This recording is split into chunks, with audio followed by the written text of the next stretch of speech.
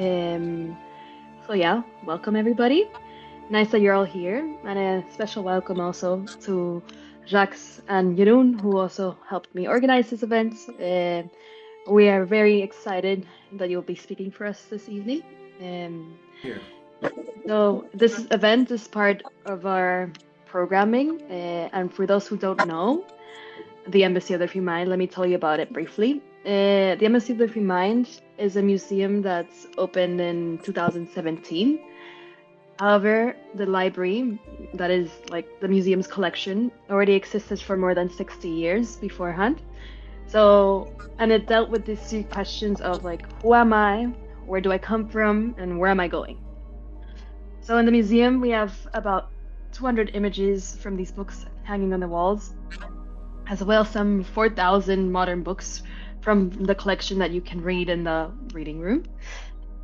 And then, but the whole collection comprises more than 28,000 books. And in online catalog in our website, you can find all these titles, and eventually you can even request them upon your next visit here at the embassy. Well, I'm not here now, but at the Embassy of the Free Mind. And also in the online catalog, you can see on our website, you can find around 2,000 of these books that are digitized, kind of similar to the Internet Archive, if you have had that before, and you can browse there too. This event will follow a certain structure that Jacques will get to you closely. It will guide through you closely, but a bit about Jacques first. Jacques Theron was born in Australia and has since lived in South Africa and France. He's currently residing in Brazil and Sao Paulo, which I'm very jealous about. Yeah. He leads regular pilgrimages and retreats worldwide. So his commitment to spiritual growth is a lifelong path, and his passion is to share the wisdom he has gathered to facilitate transformation in others. So since 1995, Jacques has guided seekers through the symbolic landscapes of tarot and mythology, of facilitating conscious breathwork for healing through trance. And since 2008, he has focused on more shamanic practices, which create sacred space and allow connection to personal healing, vision, the earth, and the spirit.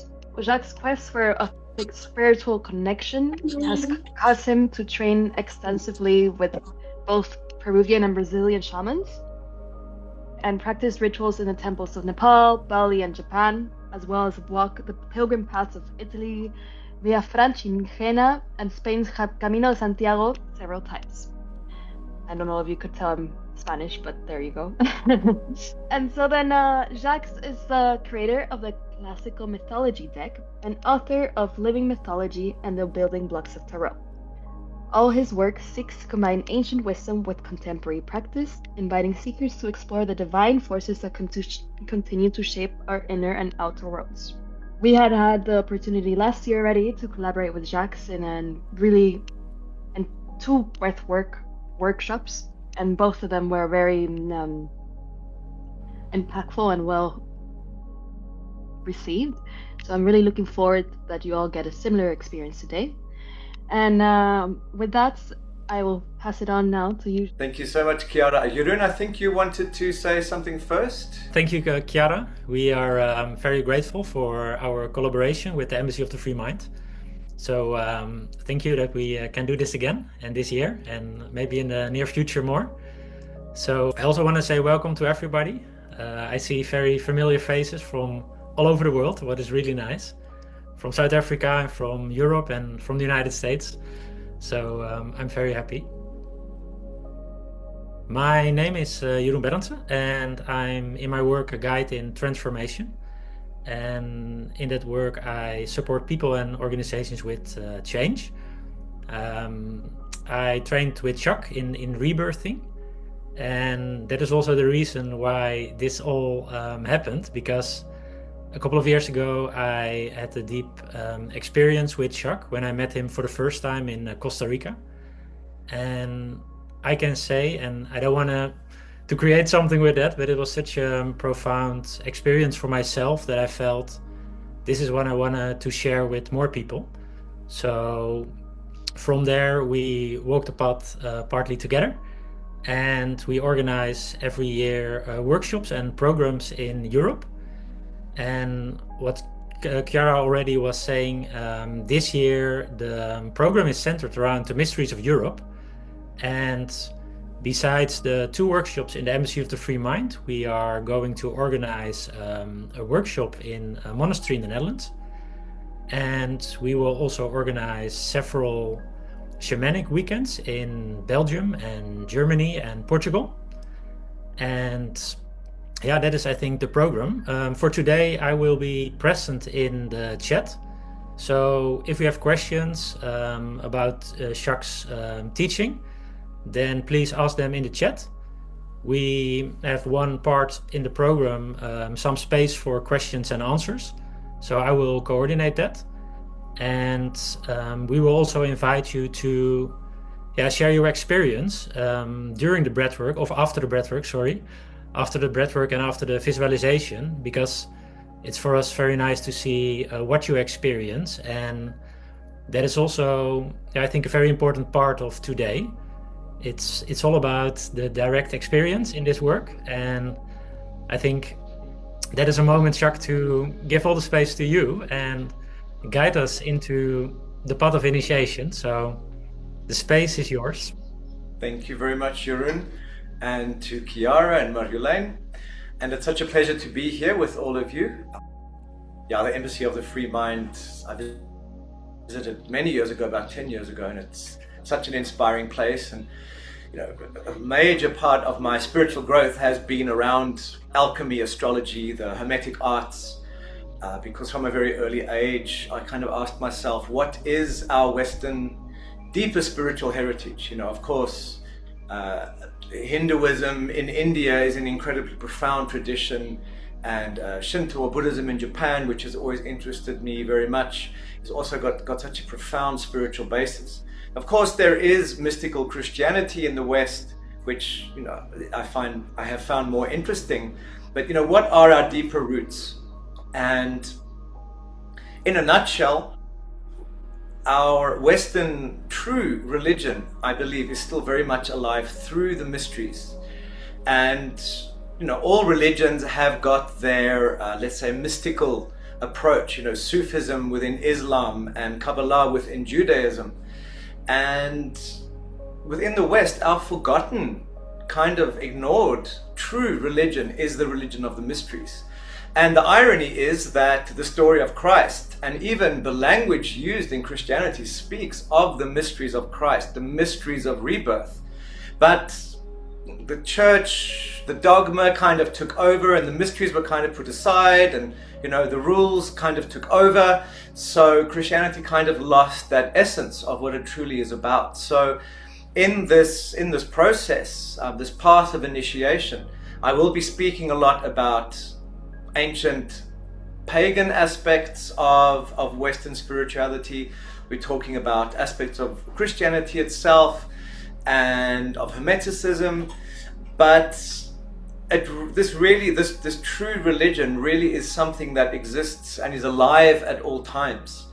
So someone in the comments asked earlier about what mysteries will we be revealing in this course, and it's a very big question and a very difficult question to answer. Of course, all the different ways to God are keys, and we can offer keys. And this path of initiation is about finding the keys that work for us as individuals, be that through certain symbols, through certain practices. So in this course, we're going to just start looking at what some of these keys could be, and more importantly, offering breath work, which is one of the main easily accessible ways that people can self-initiate. Breath work offers access to deep trance, and the state of deep trance is the state of being present with the mystery of the divine, with the mystery of our soul, with who we truly are. And of course, in Western consciousness, in the Western mystery tradition, there are a lot of keys, symbols that work towards this, such as alchemy and astrology and the tarot and so forth. So we're going to look at some of these in the course over the course of the next 4 sessions. Just to give you an outline, we'll do a start, which is a kind of a short breathwork practice you can do for yourself as a meditation. And I'll take you into a visualization that will make it possible for you to start opening some aspects, because this course is first and foremost not a theory course. It's theory married with practice, and visualization, breathwork are some of the ways to get some of these direct answers. And then we'll have a little bit of theory after that first breathwork, where we'll look at the crisis of belief that we are experiencing in the modern world, and we'll look at some possible ways that we can rediscover a true spirituality, not a pastiche spirituality of taking bits here, taking bits there, but what is kind of an overarching spirituality that we can develop for ourselves, and that's not imposed, it's that we sort of emerge into. And then I will give an introduction to breathwork and what breathwork is and how breathwork works. And then we will do a cosmic tree breathwork process at the end of this session. And then we'll open for questions and comments afterwards as well. But we will, if you do sign up for this course, we will also have a platform available for people to share information, to ask questions and so forth. So we will be able to keep that conversation going. So this course as a whole is going to be, of course, looking at some of the paths, some of the paths that are available for us to go into initiation. But of course, the big question is, what is initiation? And traditionally, initiation relates to perhaps being initiated into an order, or being initiated into a priesthood, or into becoming, let's say, a shaman. And of course that all requires certain preparation. It all requires understanding the deeper symbolism, understanding the systems, understanding the human psyche, understanding divine interaction. But at the end of the day, initiation is about having an open, direct experience of the divine. And this, when this happens in a very powerful way, this of necessity transforms our lives. So as far as I'm concerned, the path of initiation isn't about doing the preparation, getting initiated, and then you've arrived and then you're ready.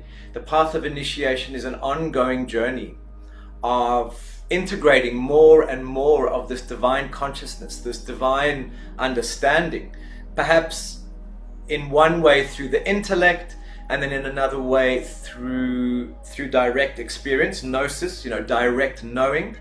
And then on the other hand, through practice, through actually doing, through having the acts of faith that kind of put us on a practical path as opposed to a theoretical path. And that perhaps is one of the reasons why in the West, especially in the last 200 years, our spirituality has become very theoretical, and it has become very much a head-based, theorizing, philosophizing approach.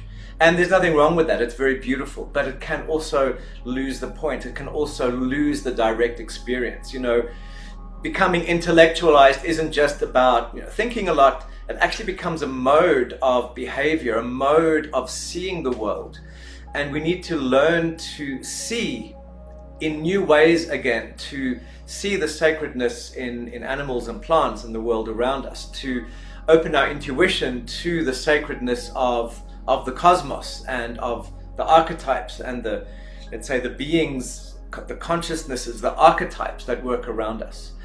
So in order to start developing a little bit of a map or an understanding of this, we will look at the hero's journey of the major arcana of the tarot cards.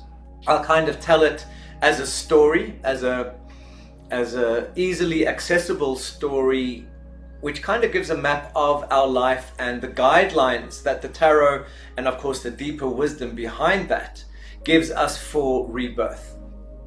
Tying and weaving into that, I'll also work with the ancient Greek archetypes, pagan archetypes, which are such a fundamental part of our psychological makeup in the West. And of course, part of our mythology, part of our art, references within our culture. And the way that I approach these archetypes is not as, these gods and goddesses that once lived and that were once worshipped and, that have been replaced by a better religion or, by something better like science. It's these gods and goddesses are archetypes, personifications of psychological states of being, spiritual states of being that can be named, of course, through, the names like Zeus and Jupiter and Hera and Juno, etc. And of course, those are also cross-cultural. There are correspondences between the Greco-Roman pantheon and the Nordic pantheon, etc., the Hindu pantheon. So it's not so much about the name of these archetypes, it's about the essence of what they represent and personify.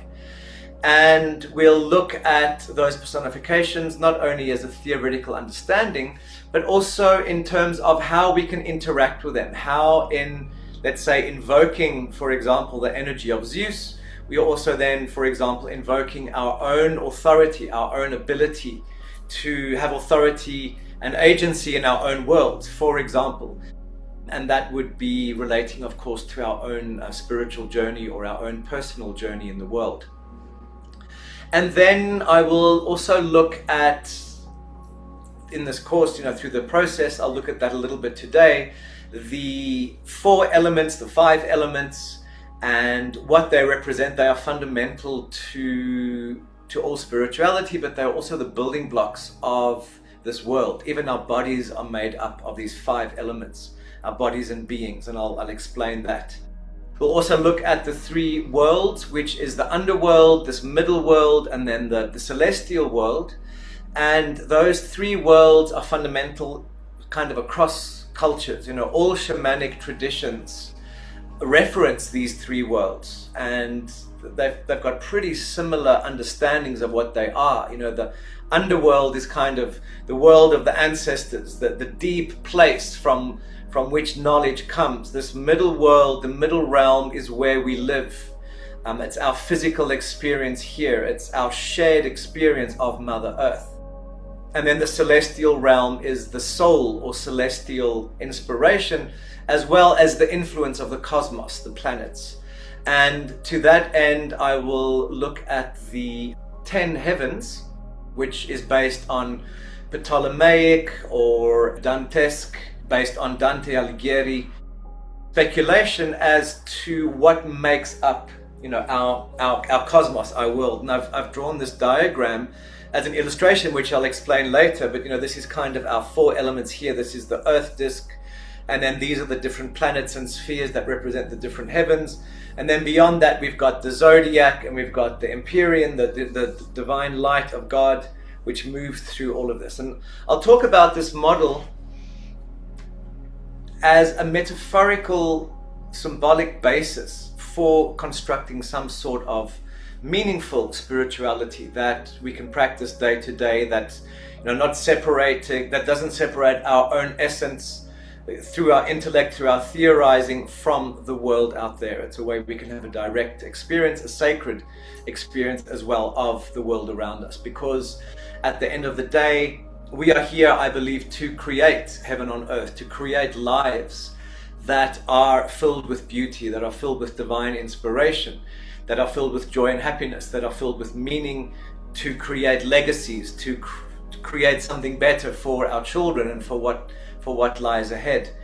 And in the world out there, the world of the media, the world of politics, it's almost like there are these forces that are kind of telling us stories about ourselves which aren't always true, and we believe them, and we have, in believing them, we give those stories power. So when we return to let's say the true understanding of the world that we live in on a symbolic level, on a literal level, we can become kind of storytellers in our own lives again, become magicians in our own lives again.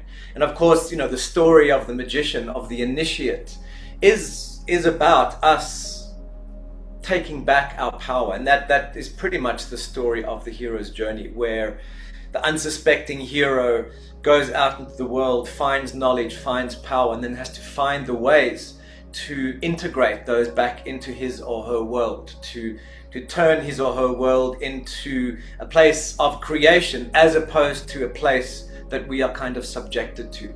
And so that's sort of the full course in a nutshell, from the, let's say, a theoretical level. Of course, I will also look at the mystery schools of the ancient world, of Eleusis, of Dionysius. Those were incredibly powerful. They then transformed into early Christianity. The figure of Christ is basically the figure of the Son, as well as the ecstatic God who is reborn every day. And again, that's pretty much the story of the hero. But that is also an invitation for us as individuals to be reborn through our work, through our practices. And that's the main thing that I work with and offer in my work, in the workshops that I run, the shamanic workshops that I run, is we have an opportunity for rebirth. And when we put in the time, when we put in the effort, the dedication, we can have these big experiences where we have a true experience of the divine. And it's not theoretical. It's something that comes in and kind of really changes us on a deep level, to the extent that our lives outside change as well. So that is the breathwork aspect, of course, of this course. And I will talk in detail about breathwork later. But simply by changing your breath, changing the way that you breathe, changing the intention with which you breathe, you change your physicality, but you also change your resonance, you change how you interact with the world.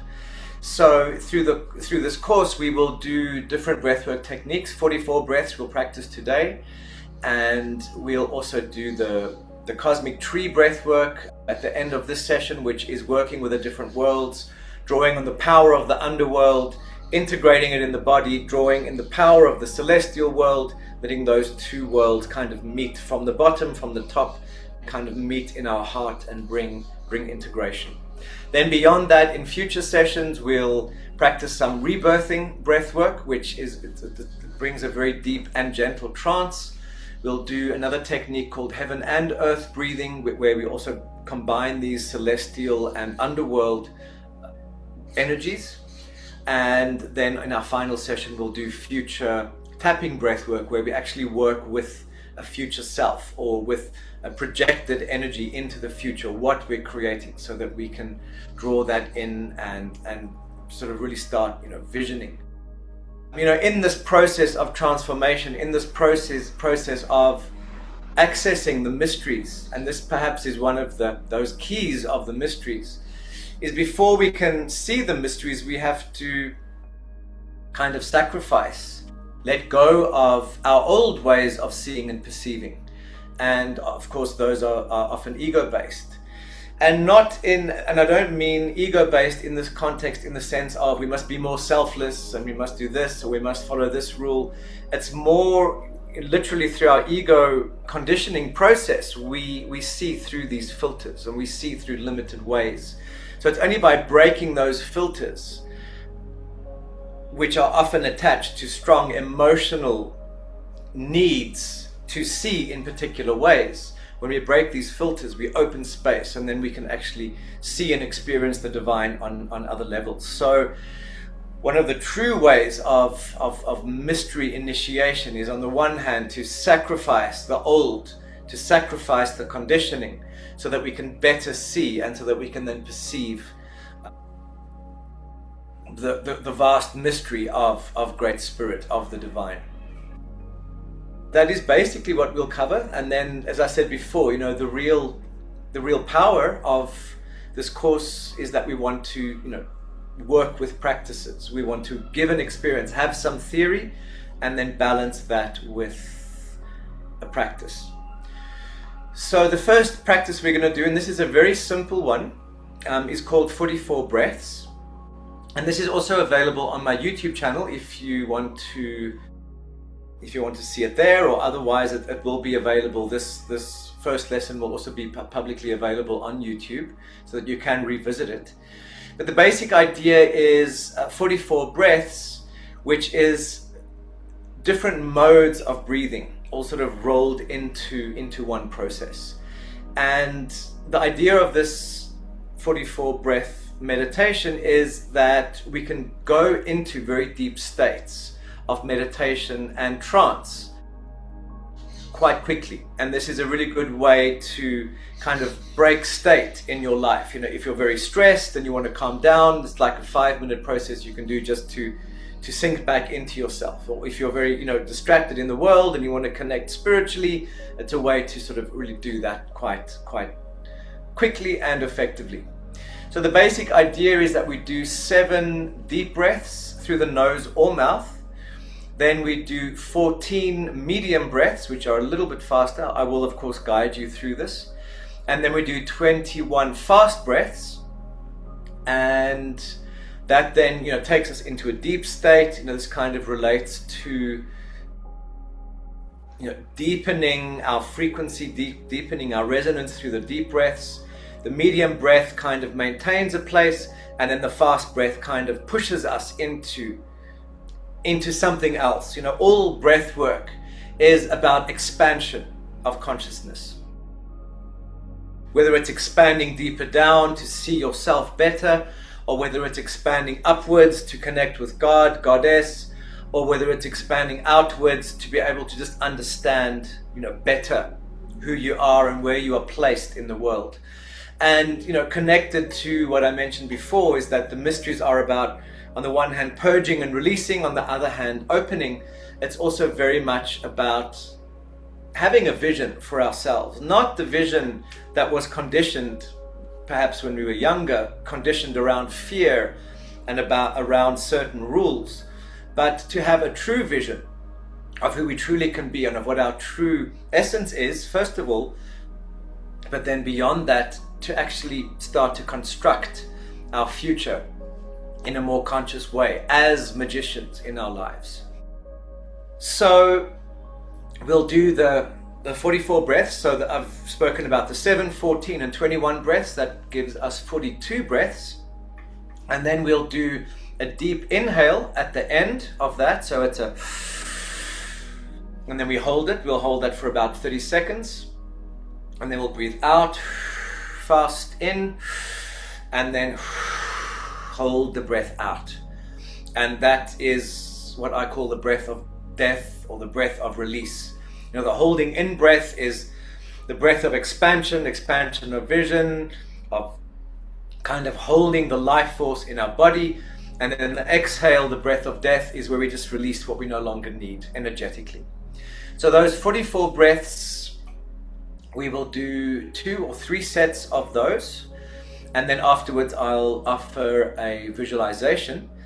And this visualization is just to kind of kick off also our journey with some of the archetypes, and also for a personal process for you, just in terms of where you are in your life, what you're doing in your life at the moment, or where you want to go. And the first archetypes we're going to work with are the archetypes of air, which the element of air, of course, is the element of mind. It's the element of society, the world around us. It's our communication. It's our own authority in the world. So we're going to start with, we're going to maybe work with and meet either Zeus, who of course is the king of the gods, who is the god of authority. It's about us learning to have authority and agency in our lives. So maybe somewhere in your life, you at this time need to develop that, either balance it or to actually step into that empowerment, the empowerment of being able to have agency in your life. Then Zeus's wife, Hera, also the goddess of the queen of heaven, and another goddess of air, she relates to our relationships. love relationships, family relationships, friendships. So maybe love, friendships, etc. is something that's missing in your life, or that you want to balance, or that you want to transform. So maybe that's an energy you'll work with. Then we have Athena, which is the goddess of wisdom and of war, but strategic war. So Athena you might work with if you are interested in kind of bringing in new strategies, but needing the right information, needing the right circumstances and opportunities to bring about change and transformation in life. She's also a warrior goddess, so she brings protection, she brings strength, she brings confidence. And then the fourth god of air is Hermes, and he's of course a tricky one. He's god of many things. God of communication, he's god of travel, but he's also god of the Hermetic arts, obviously. And basically the embassy of the free mind is a temple of Hermes, a temple of the Hermetic arts, which relate to alchemy, which relate to the occult arts. So Hermes is also the god of magic. He's the magician in the tarot. And Hermes is also the psychopomp, which means the shepherd of souls. He helps us, guides us on our journeys inwardly as well as outwardly, but very much inwardly, between the heavens and between the underworld. You know, the underworld is the place of initiation. The heavens is the place of revelation. So he guides us and helps us along those paths. So Hermes could be very much about your worldly communication and travel, but he can also be very much about your inner journey, your inner process.